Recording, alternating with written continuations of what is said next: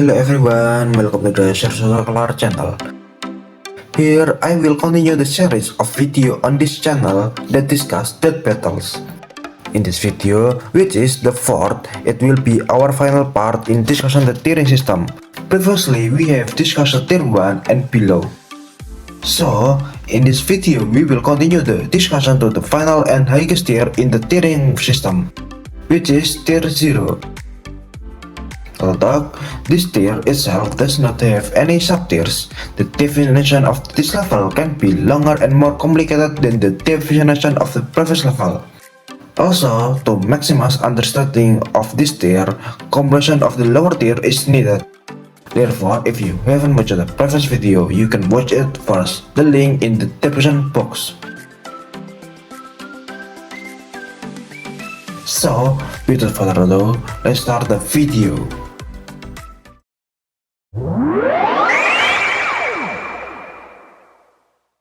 Tier 0, Boundless. Have you ever thought or asked who is the strongest fictional character ever created in the history of mankind? Perhaps you've been hearing such a question. Most people will answer with a powerful superhero character like Superman or Thor, or an overpowering anime character like Saitama and Goku. However, if we intend to cover all existing fictional story, the answer is wrong. Because even though they possess great power, compared to the character in tier 0, they are nothing more than dust. For character at this level, defeating them is as easy as falling off a log. Tier 0 or Boundless is the highest tier in the versus battle version of the tiering system.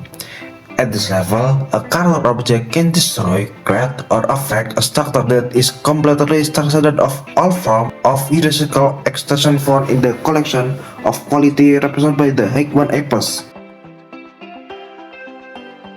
At this level, character exists beyond all difference between ontology and any classification with objects.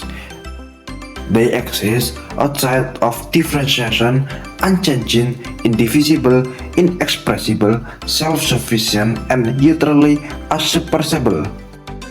At this level, there are various qualities that must be achieved in order to reach the highest point that cannot be reached by any means.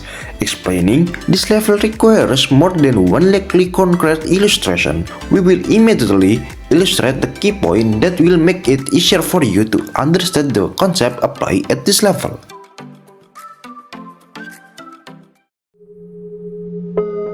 As I mentioned earlier, to understand the concept at this level, comprehension of the previous level is needed. Therefore, we will briefly return to tier High 1A+. In the previous video, we already discussed the tier High 1A+, and this video we will further elaborate on the concept of that tier. In tier High 1A+, a character can affect a structure that might logically exist, where the logic here must meet the requirement of the law of Tog. A word that could possibly exist according to that logic is called a possible word. Now, there are two important things to discuss here, possible word and law of Tog. These two concepts are interlinked, as the law of Tog are needed to understand the concept of possible word. Therefore, we will explain the law of Tog first. The law of Tog are the fundamental rules of logic that determine whether a logic can be considered rational or not. In this case, the rules used are the version of the law of Tog from Plato and Aristotle, often referred to the three laws of Tog. The three laws of Tog have three main rules to determine the rationality of a logic.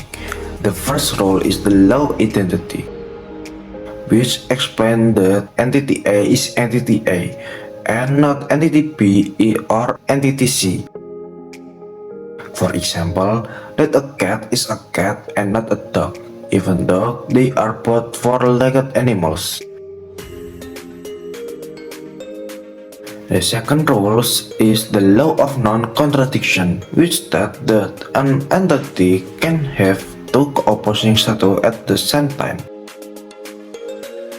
For example, if Mustima is tall, then Mustima cannot be short, because those two things are contradictory. And the third rule is the law excluded middle, which states that an entity must have one binary status, and it is impossible for it not to have that status.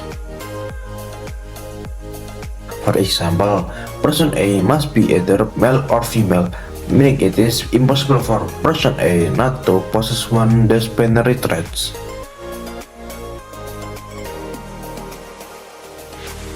So, is the three law of thought meaning that a logic can be considered logical or rational if it does not violate these rules? In the case of possible world, logic based on the law of thought is used as the fundamental rule to determine whether a word can be considered a possible word or not. For example, word A is a word whose planet has two moons. In this scenario, word A does not violate logical laws, which means it can be concluded that word A is a possible word. For example, word B is a word that can technology capable of bending space-time, allowing teleportation between galaxies. In that scenario, no logical law are violated, so word B is a possible word. Now, here is an interesting point about possible word. Even if a word violated physical law or other law, as long as it does not violate the law of thought and a logical reason can be found for its existence, then the word is a possible word. From this, we can conclude that a possible word can encompass an incredibly vast scope, because such as a word is not only limited to scientific law and can be included every word that can exist logically. As an additional note, laws such as mathematical theorem have the same property to the possible word, because if a word violates such a law, then it also violates the three laws of thought. An object that has the same value or property throughout the possible word is called a tautology. So that is the definition of a possible word, where the phrasal form of hierarchical extension integer zero refers to the destructor, meaning that character object integer zero are completely transcendent of the possible word. The word that lies above the possible word is the impossible word. As the name suggests, this is word that cannot logically exist, meaning the law of thought no longer applies in this word. The impossible word can encompass a scale far greater than the possible word, because there are no laws to limit its size, allowing everything, even that which is illogical and impossible, to occur in the impossible world. An example of the impossible word is a word that has a car simultaneously in motion and stopped, or a word where 1 plus 1 equals 3. However, suppressing logic alone is not enough to make a character boundless, because there are several qualities that must be met to achieve this tier. Okay, let's continue discussing the next important point. To attain tier 0, a character must not only be transcendent of the possible world. In addition, the character must also exist outside of differentiation, meaning it cannot be distinguished or classified because it is not bound by anything, whether status, hierarchy, type, or even concept. Then it must be unchanging, meaning it absolutely cannot be affected by anything in any way. Next, it must be indivisible, meaning it is an absolute unity.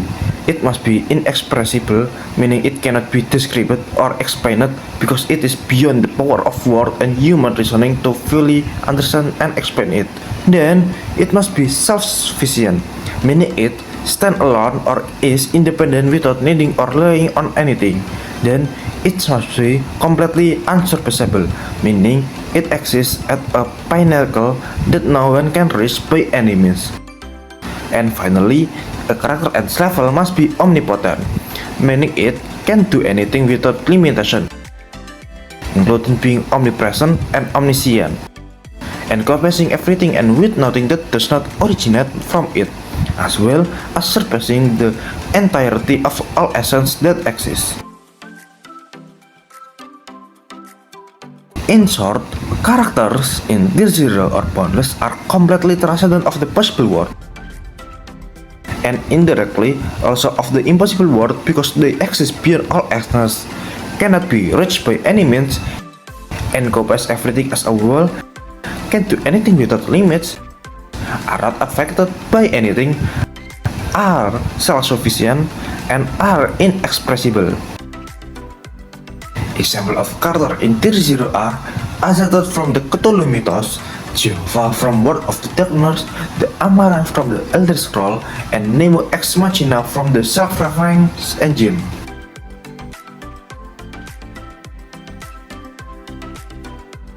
Before we conclude our discussion at this level, there are a few notes that may be important for you to know. First, if there is a character that can surpass the possible world but is not Tier 0, then this character still remains in Tier High 1A+, because the highest magnitude of the High 1A+ itself can encompass all the space created by Tier 0. Therefore, the only way to surpass the Tier High 1A+ is by becoming Tier 0.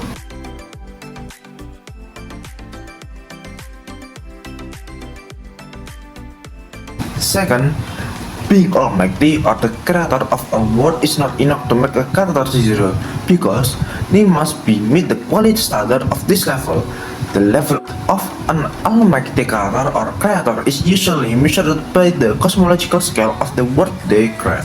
Only if it meets the standard size for this tier, that character reaches Tier 0.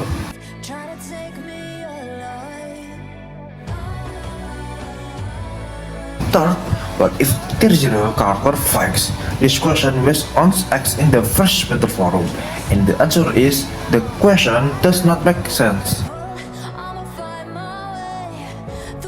Fourth, by its very nature, there is only one boundless entity in each verse.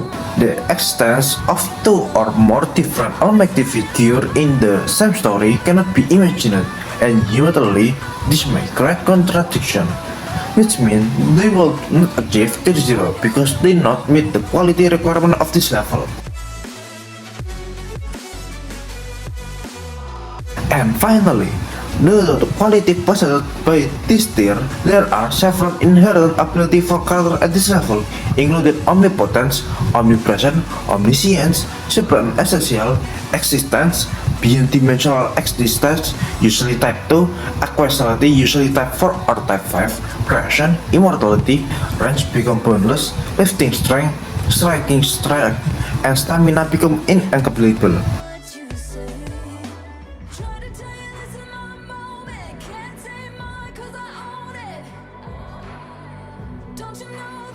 So that is for this video.